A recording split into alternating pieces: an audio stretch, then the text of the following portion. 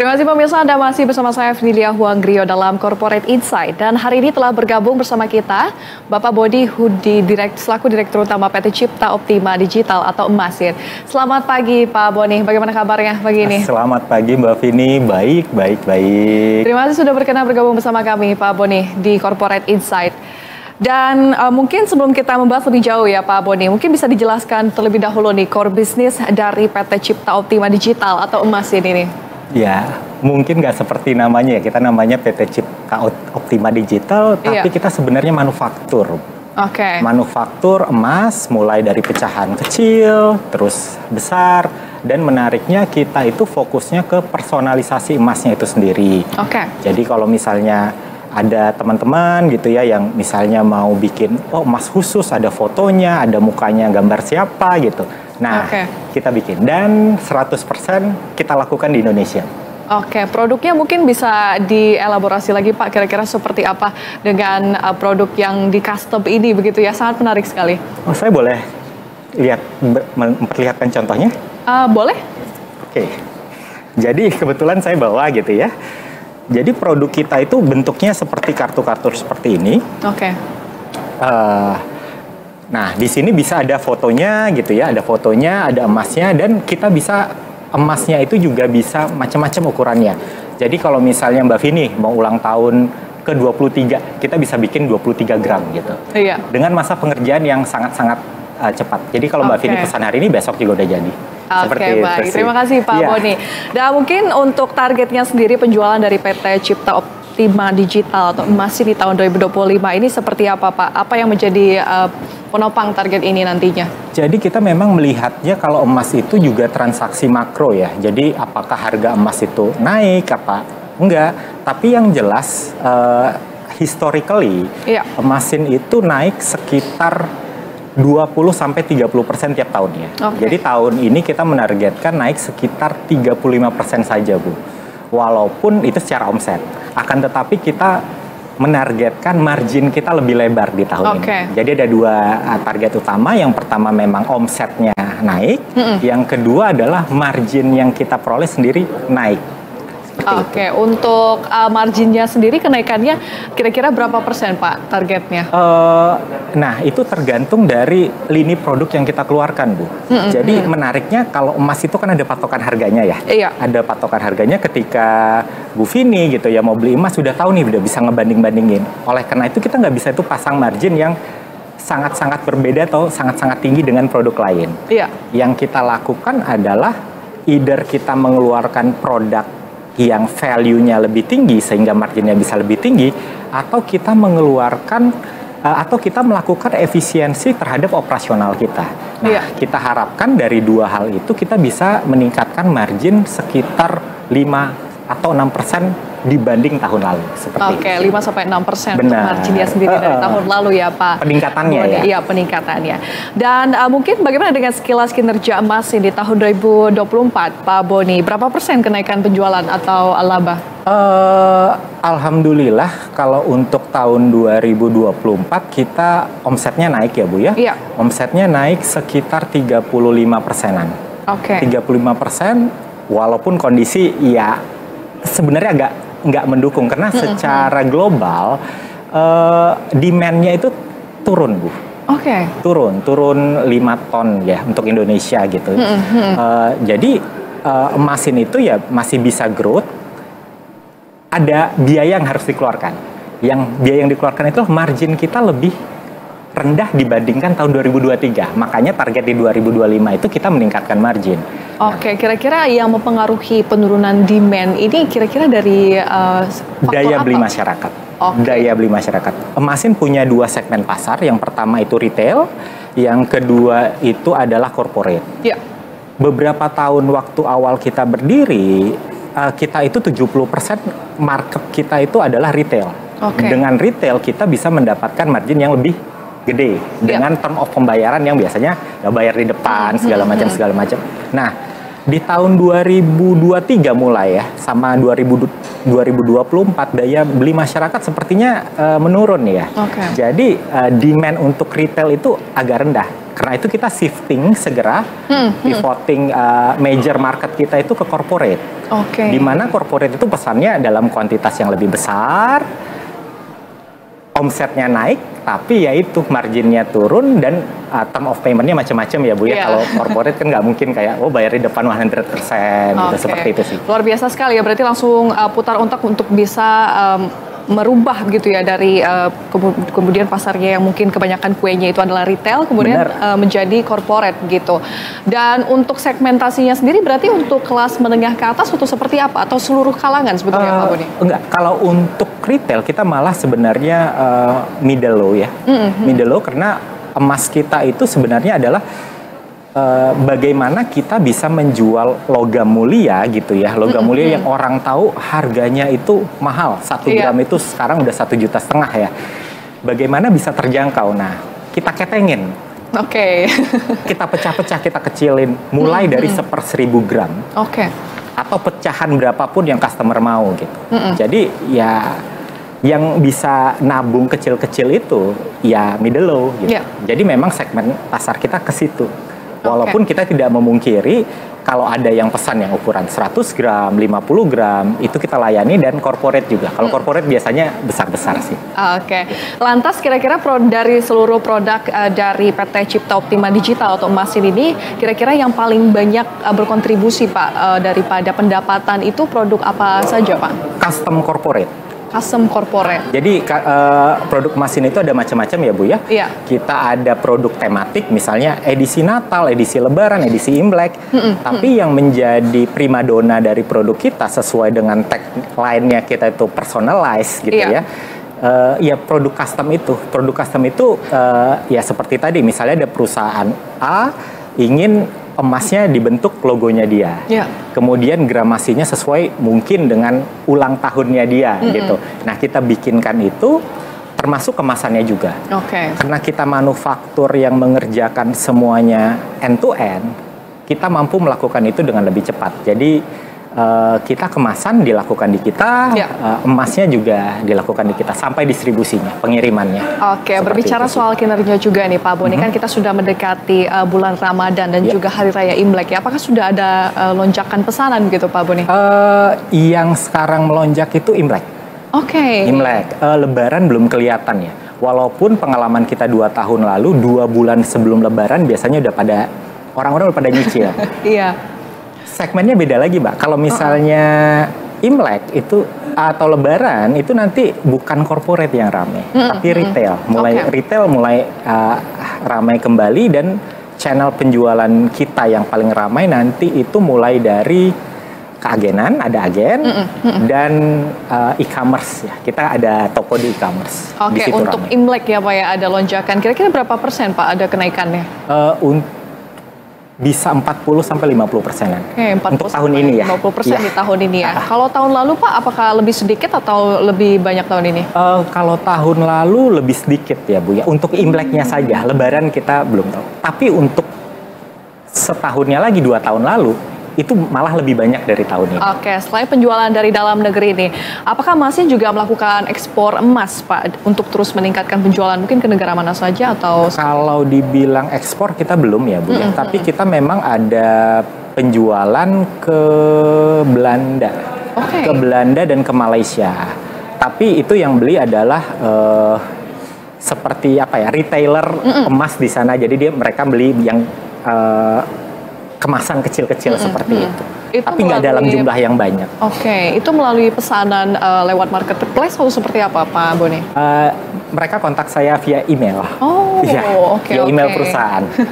Ke Belanda dan juga Malaysia ya. Apakah ada rencana untuk mengekspor begitu Pak Boni, atau mungkin berekspansi ke mancanegara? Ya tentu saja. Jadi yang jelas kita harus tahu kekuatan di produk kita apa, karena emas itu kan produknya itu homogen. Produknya homogen, orang jual ya sama aja gitu kan. Selama kadarnya sama, selama gramasinya sama, ya harusnya produknya sama gitu. Nah kita berusaha memberikan value lebih ke emas kita itu sehingga baik customer di dalam negeri maupun di luar negeri itu tertarik gitu kira-kira Bu. Dan saya melihat ke depannya arahnya adalah utility. Jadi smart card itu tapi emas, smartwatch tapi watchnya jadi emas seperti itu. Kunci hotel, tahu kan Bu ya? Iya. Kan kalau bisa dijadiin emas terus bisa dibentuk sebagai souvenir itu lebih menarik sih. Oke, baik. Dan selain membidik peningkatan kinerja keuangan, Masin tentu juga menargetkan peningkatan kinerja operasional. Sepanjang 2024 mungkin bisa dijelaskan Pak Boni, bagaimana volume produksi emas secara keseluruhan gitu? Kita itu rekor transaksi produksi itu di tahun 2023. 2023 kita bisa cetak sekitar 260 ribuan keping ya Bu, berbagai macam ukuran. Di 2024 itu agak menurun karena ya itu tadi segmennya shifting, retailnya nggak grow gitu, jadi corporate. Jadi secara produksi produksi jumlah kepingan itu turun sekitar mungkin 124 atau 126 ribu keping per tahunnya Bu ya. Oke, baik, kita akan lanjutkan diskusi ini Pak Boni tapi usai jeda berikut. Siap. Ya pemirsa, Corporate Insight akan kembali usai jeda, tetaplah bersama kami.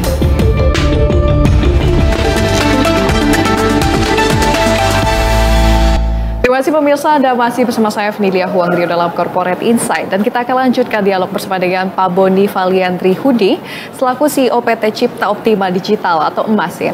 Pak Boni, tadi Pak Boni menyebut bahwa di tahun 2023 memang volume produksi emasnya ini meningkat cukup signifikan ya, atau mencetak rekor bahkan. Namun di 2024 ini turun begitu.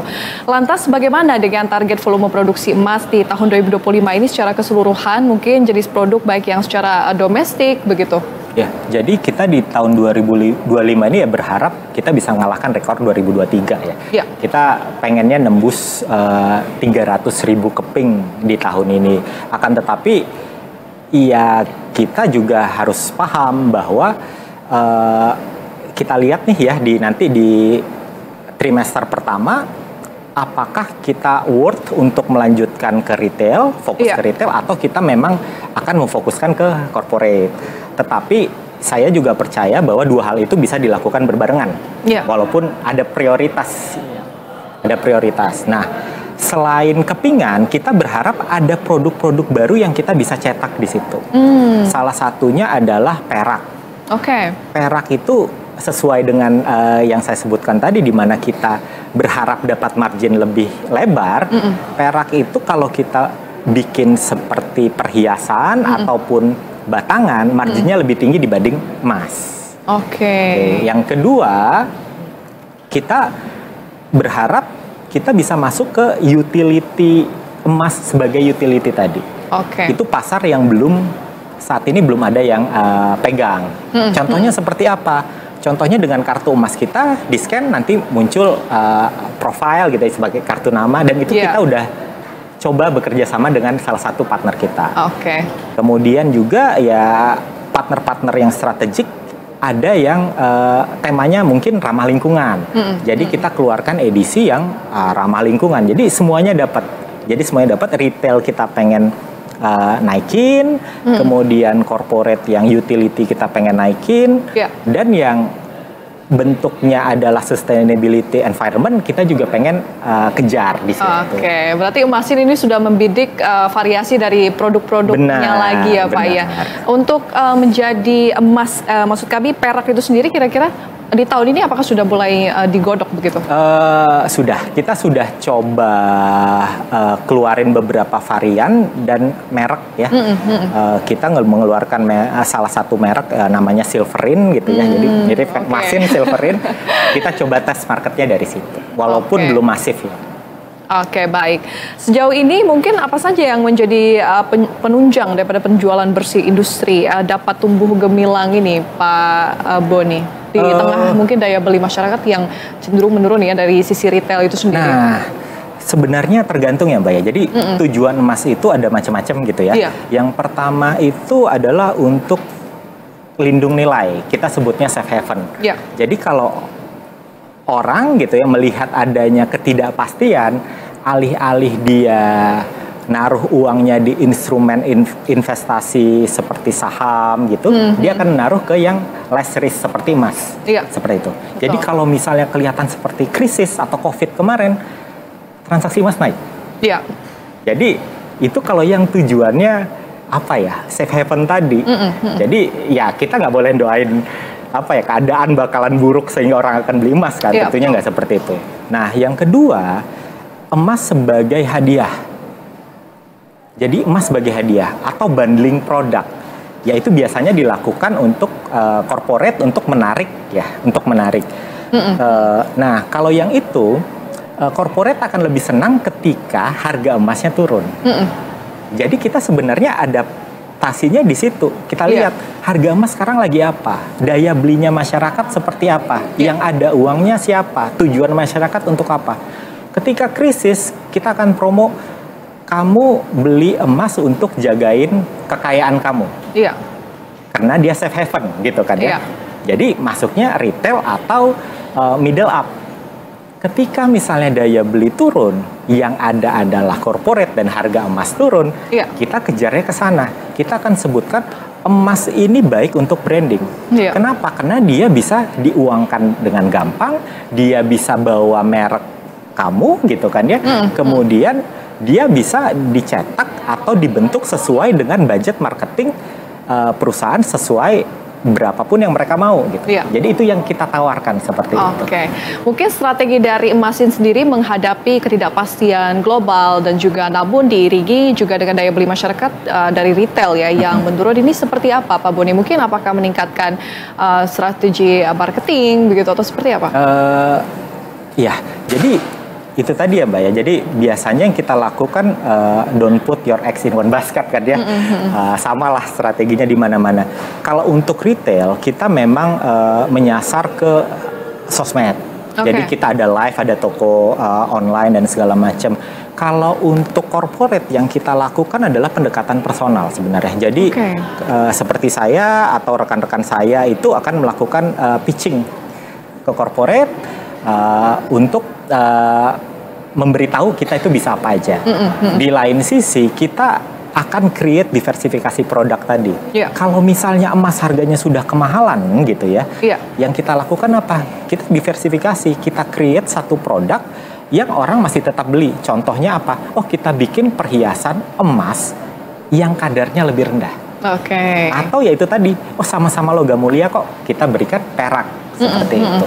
Dan sejauh apa Pak pola peningkatan inflasi dan emas sebagai instrumen safe haven, safe hedging proven turut dipengaruhi harga emas yang terus naik?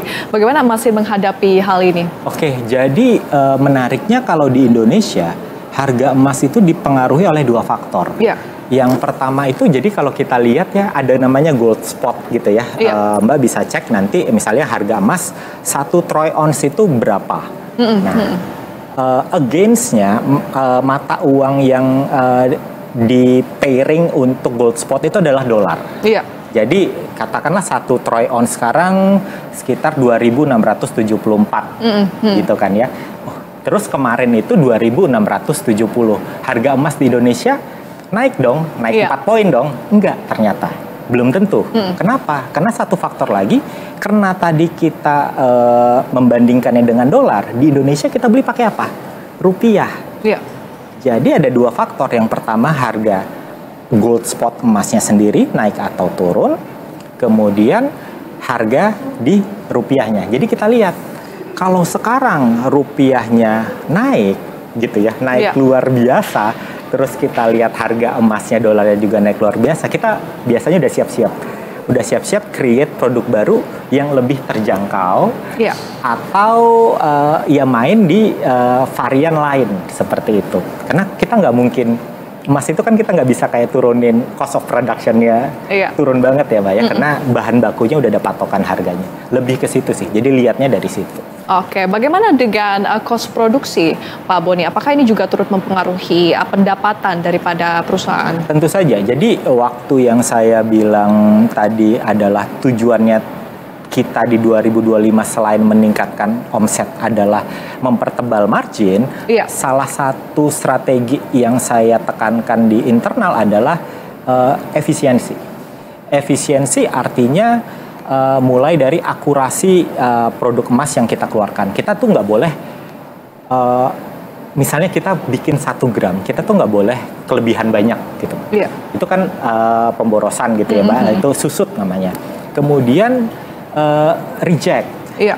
Reject dari kemasan, reject dari peleburan, dari proses minting dan lain-lain, itu kita nggak boleh. Kesalahan dari tim marketing kita misalnya mengirimkan barang atau apa juga nggak boleh. Jadi memang salah satu faktor utama di mana kita bisa mempertebal margin adalah kita melakukan efisiensi di operasional, dan itu di setiap lini produksi kita akan terapkan gitu sih. Oke, lantas bagaimana Anda melihat industri logam mulia dan perhiasan di Indonesia ini? Apakah masih menjanjikan dan memberikan pesona yang berkilau bagi emasin? Oke, jadi kalau di Indonesia tadi data tahun 2023 ya Mbak ya, itu demand emas itu 45 ton. 45 ton itu dibagi 2 nih. Ada yang jewelry, ada yang emas batangan. Jewelry itu sendiri 25 ton. Batangan itu 20 ton kan ya. Nah, itu turun dibanding 2022. 2022 itu hampir 50 ton. Nah, kalau kita lihat lagi dibagi dengan jumlah orang per kapita,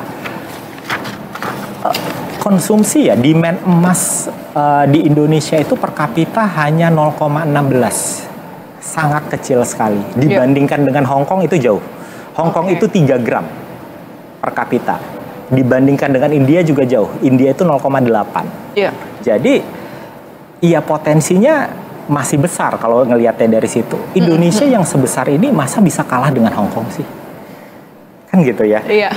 Kalau 1 orang aja per kapita konsumsinya naik jadi nggak usah 1 gram deh, setengah gram gitu, itu naik 5 kali lipat. Yang selama ini demand-nya 45 ya, nanti dikali 5 bisa ratusan, bisa 200-an kan gitu. Nah, tapi yang kita perlu lakukan adalah mengedukasi bahwa emas ini ya sebenarnya barang yang homogen, yang bisa dijangkau asalkan tahu caranya gitu. Dan tujuan utamanya memang kita tidak pernah menekankan emas itu untuk bikin cepat kaya gitu, enggak. Emas itu lebih ke safe haven, lindung nilai. Nggak bikin kita makin kaya, tapi bikin kita tetap kaya. Seperti itu sih. Kalau dari Pak Boni sendiri melihatnya dari pandangan Anda, seperti apa minat dari para pelaku pasar, Pak Boni, terkait dengan produk-produk emas ini? Apakah masih cukup tinggi begitu minatnya untuk saat ini? Kalau misalnya nggak tahu emas itu bisa diapakan saja, ngelihatnya itu sebagai sesuatu hal yang boring. Anak muda mungkin sukanya kripto, sukanya saham gitu ya. Kalau orang tua taunya mungkin beli emas itu perhiasan. Nah, Emasin mencoba untuk mengubah mindset itu. Emasin ingin emas itu sebagai alat untuk branding yang bernilai, seperti itu. Dengan kata lain, teman-teman mau apa aja bentuknya, bahannya bisa dari emas. Bisa apa aja. Ujungnya memang ke utility tadi. Katakanlah misalnya Mbak punya kayak tiket atau tap card yang bentuk pengesahan keasliannya itu bahan bakunya emas. Seperti itu. Jadi itu ada utility-nya. Nah, saya pengen ngarahin pelaku industri konsumsi bahwa emas itu ya kita manfaatkan gitu untuk kemajuan industri kita sendiri juga. Dari sisi utility, berarti emasnya juga sudah mencoba untuk melakukan terobosan juga? Kita ada semacam kayak e-money yang ada emasnya, seperti itu. Kemudian kita ada kartu nama digital yang di-tap bisa jadi emas. Kemudian kita juga melakukan semacam metode verifikasi di scan. Itu kemudian muncul di di sistem kita bahwa emas itu asli. Dan untuk misalnya kebutuhan khusus misalnya untuk acara 17-an kita bisa bikin kayak quote-nya itu sesuai dengan acara 17-an itu, seperti itu sih. Baik Pak Boni, kita akan lanjutkan dialog kita usai jeda berikut ini. Ya pemirsa, Corporate Insight akan kembali usai jeda, tetaplah bersama kami.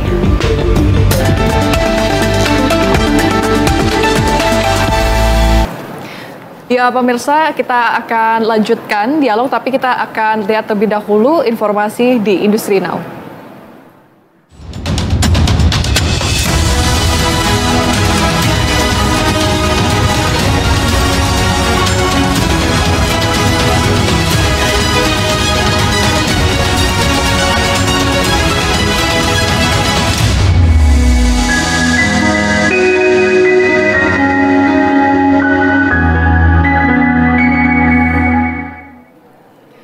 Kepala Analisis Komoditas Perusahaan Riset BMI, Sabrin Kauduri, mengatakan mayoritas komoditas global diperkirakan akan mengalami pelemahan pada 2025 kecuali emas dunia dan gas alam yang diprediksi akan melanjutkan tren bullish. Sabrin Kauduri juga menerangkan komoditas secara umum akan mengalami tekanan secara menyeluruh pada tahun 2025, ditambah lagi dengan penguatan dolar Amerika Serikat yang akan membatasi permintaan komoditas yang dihargai dalam dolar Amerika Serikat. Meskipun demikian, komoditas emas dikatakan makin berkilau. Harga emas mencapai serangkaian rekor tertinggi tahun lalu, dan rekor baru ini dapat berlanjut pada tahun 2025. Direktur Penelitian Bullion Vaulting Investor, Adrian Esch, turut menyatakan optimis terhadap emas dan perak untuk tahun 2025 karena mereka diketahui sangat pesimis terhadap geopolitik dan utang pemerintah.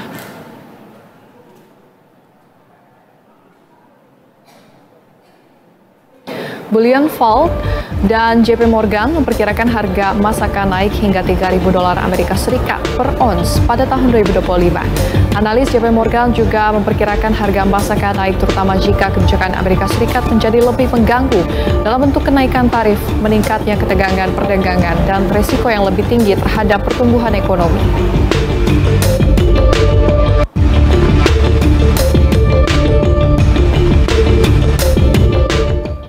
Selanjutnya pemirsa, berikut update harga emas per 14 Januari 2025 baik harga emas Antam maupun harga emas global.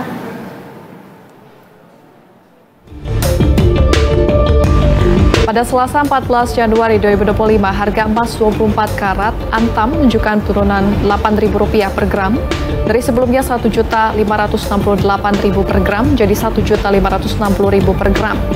Begitu juga dengan harga buyback dari sebelumnya Rp1.414.000 per gram, turun menjadi Rp1.406.000 per gram. Dengan demikian, selisih antara harga emas dan harga buyback hari ini adalah Rp154.000 per gram. Sementara harga emas dunia menguat tipis setelah pada perdagangan kemarin ambles 1%. Karena dolar Amerika Serikat melonjak ke level tertinggi dalam lebih dari 2 tahun. Lonjakan indeks dolar didorong oleh laporan pekerjaan Amerika Serikat yang kuat minggu lalu memperkuat ekspektasi bahwa Federal Reserve akan berhati-hati dalam menurunkan suku bunga di tahun ini.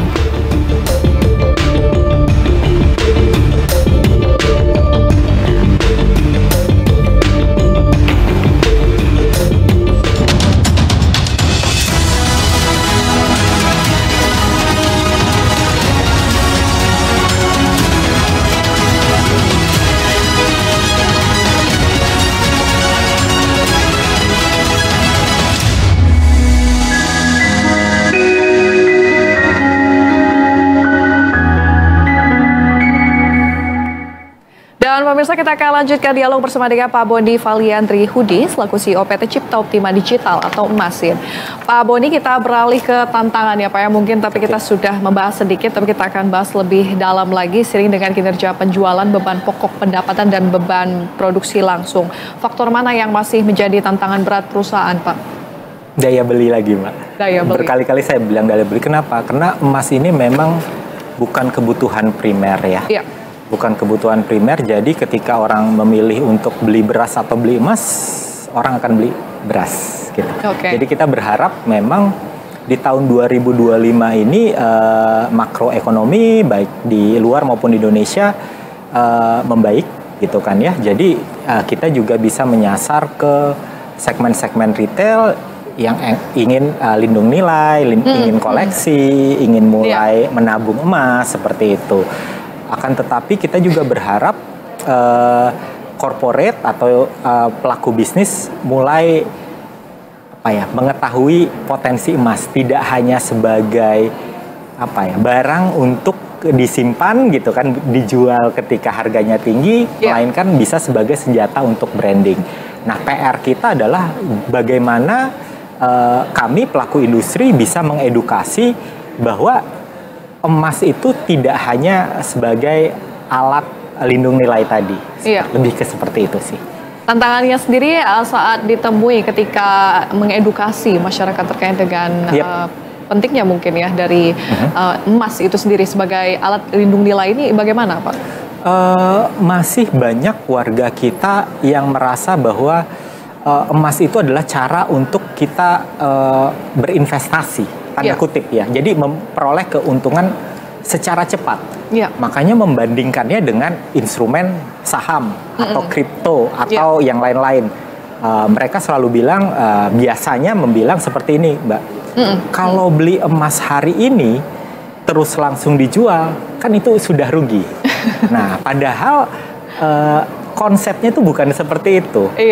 Emas itu disimpan, diharapkan kita menjual gitu ya, menjual ketika harganya itu sudah tinggi. Nah, kenapa harus emas?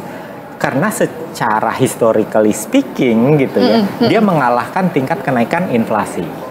Jadi makanya dia tujuannya lindung nilai, bukan untuk beli kemudian dijual kembali atau ditradingin secara cepat. Bisa untung? Bisa.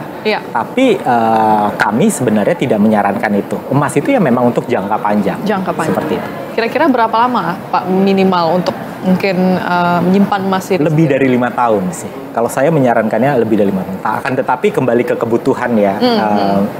Bu, kalau misalnya memang kita memang lagi butuh-butuh banget sesuatu yang urgent, seperti yang saya bilang, emas itu bukan kebutuhan primer. Nggak mungkin mengalahkan kebutuhan dasar ya. Kalau butuh ya dijual. Seperti itu sih. Oke. Bagaimana dengan dampak sentimen global dan ekonomi global terhadap bisnis emasin secara umum? Apakah ini juga mempengaruhi performa, Pak Boni? Semakin tinggi uncertainty, geopolitik, apapun itu, rencana perang, ada ketidakpastian dari hubungan bisnis antara raksasa bisnis A dan B, itu akan mempengaruhi gold spot itu tadi, harga emas. Jadi ketika gold spotnya naik gitu ya, dengan artian orang yang biasa menaruh ke instrumen investasi di pasar modal gitu ya, atau pasar uang, itu akan ke emas. Seperti itu. Sehingga harga emasnya nanti jadi naik. Nah, di situ mempengaruhi terhadap harga emas di Indonesia. Walaupun ada satu faktor lagi yang saya bilang, yaitu rupiahnya sendiri nih.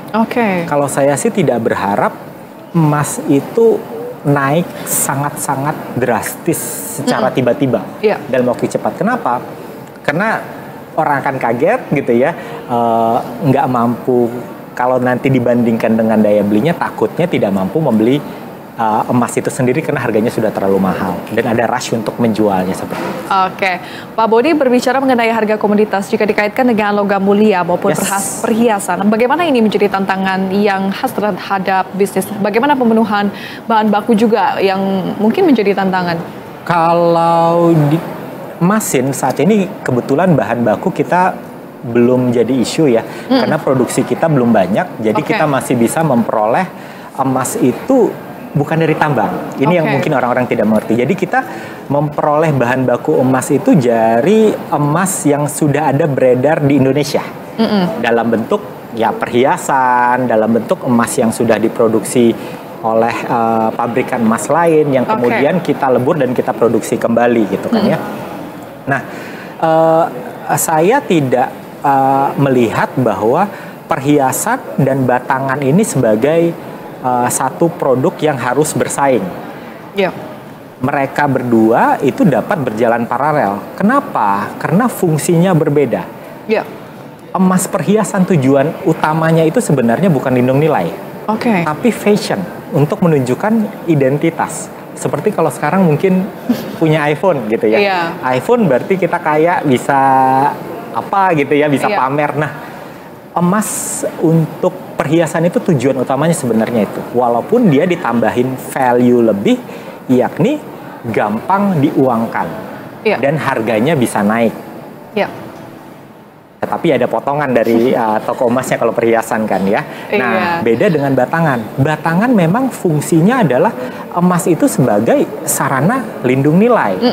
Oleh karena itu ketika dijadikan gift corporate, itu sebenarnya corporate-nya bisa milih. Apakah mau bentuknya yang seperti kayak pin, perhiasan gelang-gelangan yang ada logo perusahaannya, atau memang batangan saja. Gitu. Jadi saya tidak merasa bahwa dua-duanya itu nanti saling bersaing ya. Tapi ketika misalnya saya sebagai pelaku industri ingin mendapatkan margin yang lebih tebal, saya akan mencoba untuk membuat atau mendevelop ya produk yang value-nya lebih tinggi. Value-nya lebih tinggi itu apa? Perhiasan, karena prosesnya lebih banyak, seperti itu. Untuk rentang harganya sendiri Pak, dari paling kecil hingga paling tinggi begitu, dari produk emas ini berapa saja? Mulai dari 5.000-an. Oh wow. Mulai dari ribuan sampai kalau kita ya 100 gram itu sekitar 140-150 juta. Jadi ini bisa menjadi alternatif juga ya kalau misalnya ingin memberikan gift begitu, bisa dalam bentuk emas. Harganya juga dari Rp5.000 saja. Dan soal persaingan ini juga menjadi salah satu hal yang tidak terhindarkan pada semua sektor bisnis. Bagaimana persaingan dari plat merah dan lainnya seperti apa, Pak Boni? Jadi kalau teori ekonomi zaman dulu saya belajar itu ada Michael Porter kan katanya. Itu ada tiga faktor yang kita harus pilih gitu ya. Either itu biaya yang lebih murah, cost leadership gitu ya. Kemudian ada kualitas. Yang ketiga niche product gitu. Nah, kami itu main di personalize.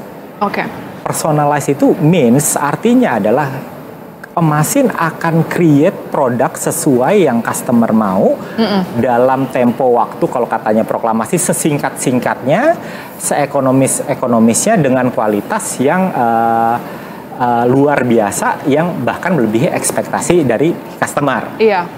Itu yang tidak bisa dilakukan oleh pesaing kami.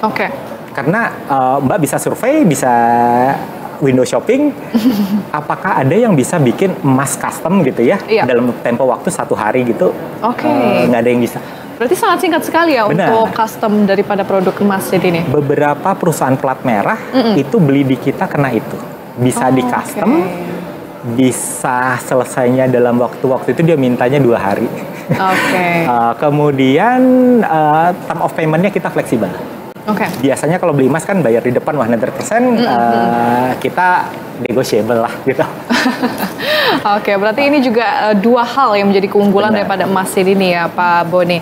Lantas dan di tahun ini juga pemerintah resmi menetapkan PPN 12% ya, terutama untuk barang-barang dan jasa mewah. Apakah ini juga turut mempengaruhi perusahaan Pak dengan kenaikan tarif atau seperti apa? Sampai saat ini emas batangan, logam mulia itu tidak dikenakan PPN. Dikenakannya PPh. Jadi dan itu bukan untuk customer akhir. Jadi customer akhir dibebaskan. Tapi kalau saya jual ke pabrik itu dikenakan PPh 0,25% untuk yang punya NPWP. Beda dengan perhiasan. Perhiasan kena PPN. Kenapa? Karena ya sesuai dengan yang nilainya. Maksud dan tujuan PPN itu semakin banyak value yang ditambahkan ya harusnya dikenain pajak gitu. Karena perhiasan itu produksinya nambah value yang gede, jadi dia akan dikenakan pajak. Secara umum industri sejenis mulai cukup banyak persaingan ya sebagai pelaku usaha. Sungguhnya apa hal yang menarik dalam berkecimpung dalam industri ini? Tapi kita akan bahas usai jeda berikut ini ya Pak Boni. Ya pemirsa, Corporate Insight akan kembali usai jeda, tetaplah bersama kami. Terima kasih pemirsa, Anda masih bersama kami di Corporate Insight dan melanjutkan dialog bersama dengan Pak Boni Valiantri Hudi selaku CEO PT Cipta Optima Digital atau Emasin. Ya Pak Boni, kira-kira apa sih yang menjadi daya tarik begitu untuk bisa berkecimpung di industri emas yang berkilau ini? Daya tariknya sebenarnya kita memanfaatkan sumber daya alam yang banyak di Indonesia dan membantu teman-teman yang biasanya memang tidak menabung, tidak melakukan jaga-jaga terhadap kondisi keuangannya, menjadi lebih aware seperti itu. Kita juga menjadikan suatu benda gitu ya yang dilihat cuma satu fungsi menjadi fungsinya itu lebih banyak dan bisa dijadikan salah satu senjata marketing yang sangat-sangat ampuh. Lebih ke situ sih. Untuk pasarnya sendiri Indonesia bagaimana Anda melihatnya Pak Boni? Apakah masih cukup prospektif begitu? Saya rasa sangat-sangat prospektif ya. Salah satu perusahaan emas itu di Indonesia itu produksinya setahun mencapai 1,1 ton. Kita itu masih jauh dari situ. Jadi dengan kata lain gapnya itu masih ada dengan melihat juga corporate atau publik yang percaya pada kita gitu ya, mau pesan, mau melakukan transaksi dengan kita, saya rasa prospeknya akan terus berkembang gitu. Dan masa-masa di mana kita melakukan edukasi gitu ya, bahwa oh mesin ini apa sih, emasnya beneran atau enggak sih, itu sudah lewat. Jadi saya rasa sih akan lebih mudah untuk menyasar retail dan corporate ketika kita sudah mulai dikenal. Oke, lantas dalam jangka waktu menengah panjang, apakah ada rencana Masin untuk melakukan IPO nih Pak Boni? Tujuan akhirnya sih tentunya iya ya. Mungkin kita menargetkan IPO itu dalam waktu 3 tahun sampai 4 tahun ke depan, seperti itu. Tujuannya untuk mengakselerasi perusahaan kita ke jenjang yang lebih tinggi lagi. Kita bisa menyasar perusahaan lebih banyak, kita bisa membuat create produk lebih banyak, kita berinovasi lebih banyak, dan tentunya yang menarik di bisnis emas itu adalah bisnis padat modal. Kalau kita modalnya nggak kuat gitu ya, kita akan susah untuk growth kemana-mana. Kenapa? Karena bahan baku kita ya emas itu sendiri yang cukup mahal. Oke, berbicara soal produk emas juga, saat ini seberapa besar pembeli ini dapat dibidik di Indonesia? Dan apakah tren saat ini mulai berkembang ke arah logam mulia atau emas perhiasan? Lebih ke mana nih minatnya? Dari mungkin tadi sudah disebut ya, antara perhiasan dan juga logam mulia. Ini lebih banyak sebetulnya konsumen ini sukanya perhiasan atau logam mulia kebanyakan, Pak Boni? Saya sebenarnya tidak punya datanya untuk itu ya, tapi saya melihat kecenderungan orang udah mulai memilih emas batangan daripada emas perhiasan untuk lindung nilai tadi. Hal ini bisa kita lihat dari mulai banyaknya pemain-pemain bukan ke perhiasan, malah ke bikin batangan. Kalau saya lihatnya dari situ. Mungkin saya deduksinya adalah ketika pemain di satu kolam itu banyak, kemungkinan demand-nya akan lebih banyak. Tapi data pastinya saya tidak punya. Baik Pak Boni, kita akan bergeser terkait dengan outlook ya dari kacamata Masin sendiri. Bagaimana outlook bisnis logam mulia dan perhiasan ini di tahun ini dan juga di tahun-tahun berikutnya? Tadi JP Morgan bilang harga naik. Dan kalau misalnya Mbak Vini dan Berita Satu sering-sering memberitakan harga emas, saya yakin orang mulai melek dan mulai setidaknya mencoba dulu bahwa portfolio saya nggak cuma saham, nggak cuma reksadana, tapi bisa juga untuk lindung nilai emas. Nah, ketika sudah sampai tahap itu, saya rasa demand emas akan naik luar biasa. Dan ya itu, kita juga sebagai pelaku industri harus mulai create satu produk yang memang fungsinya nggak cuma disimpan saja, tapi ada nilainya. Kalau Masin, kita mulai untuk memberikan satu produk lindung nilai yang memiliki nilai personal. Jadi ada semacam kayak rasa kepemilikan, rasa uniknya di situ. Seperti itu sih. Dan tahun kepemimpinan baru Indonesia telah dimulai dengan berbagai gebrakan program ya, Pak Boni. Harapan Masin terhadap new leaders dan juga dari sisi kebijakan ya, seperti apa? Mendukung industri, terutama yang rendah, kalau bisa ya ada subsidi di industri, ya listrik, kemudian bahan baku terutama. Bahan baku kita beberapa untuk kartu dan lain-lainnya itu masih impor.